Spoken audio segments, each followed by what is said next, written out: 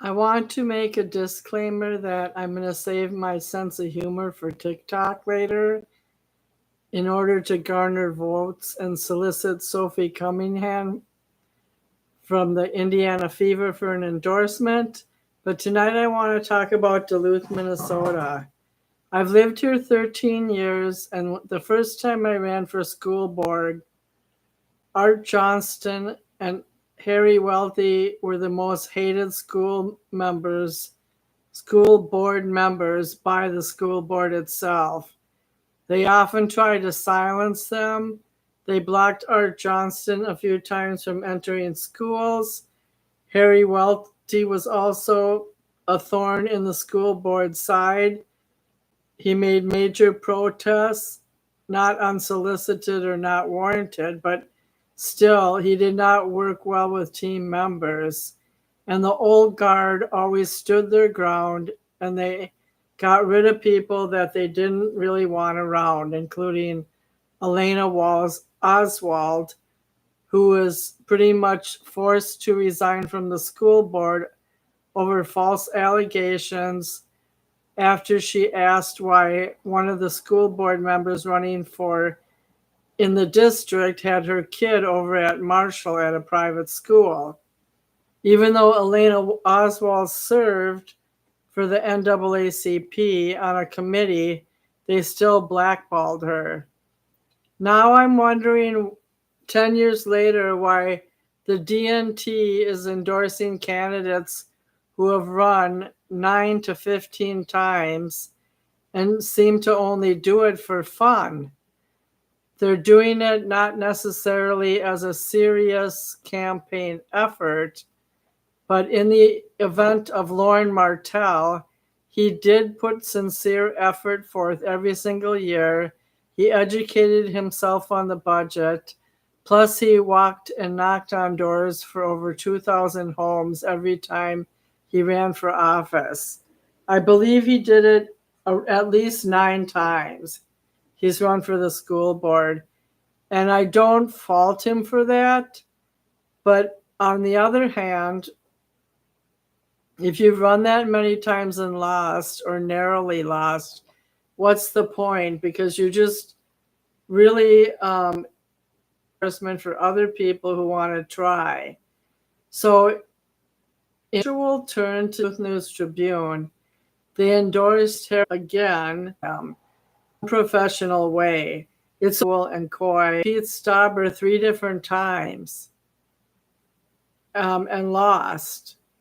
Maybe he's trying to put on a Citizen Kane, Bernie Sanders style protest to Pete Stauber and his political policies. But either way, a lot of it is vanity politics, running for office again to get your name and your beliefs in the newspaper. And half the time at the League of Women Voters Forum, he didn't even answer the questions. He just talked about other random national politics and their effect on current city politics. So my main complaint is that I view it as if a 74-year-old is running for office again after they're semi-retired. And by the way, he's subbing at North Star Academy, which isn't really in the main, even though it's funded through the Duluth Public Schools, it's not really blended into the Duluth Public Schools itself. It's like, why are you running for office like for the 10th time when you're 74? Why don't you write a book?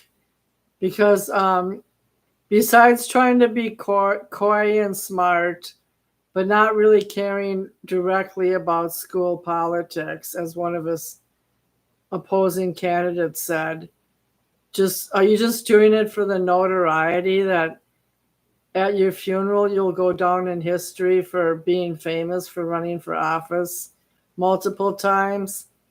And then for the Duluth newspaper to endorse him after he openly criticized them, saying that the DNT does a very poor job of covering school board politics in Duluth, and they failed at it for years, since at least 2014. So I guess it's okay to be knowledgeable, but if you stay on the school board for 9 or 10 years like Harry Welty did, why didn't he just stay in his position? And I haven't had time to research that, but maybe he was voted off the island. I'm not pissed at him. I'm upset that it appears to me 10 years from now, if I were to visit Duluth, Minnesota, the same two candidates would be running again for at large. It'll be their 20th and 23rd time running, and nothing will ever change, and no new people will get in. A few times there have been newer people getting in, like Stephanie Williams and Harry Banks, and that's a good credit to the community because I work with Stephanie at Harbor City, and she seems very sincere and cares a lot about the community from the ground up, like organically, internally. She's not out there to make a name for herself. Either way, I'm extremely disappointed in the Duluth News. Did a lot of people over the last year for different reasons. I'm not going to get into that publicly, but I will say in my last comment that who's going to decide if Anthony Bond stays as assistant superintendent? When I had to fight, I was one of the people who fought for Joe Heitela to keep his job, and he had been a football coach for years. So the football team didn't get any better without him. And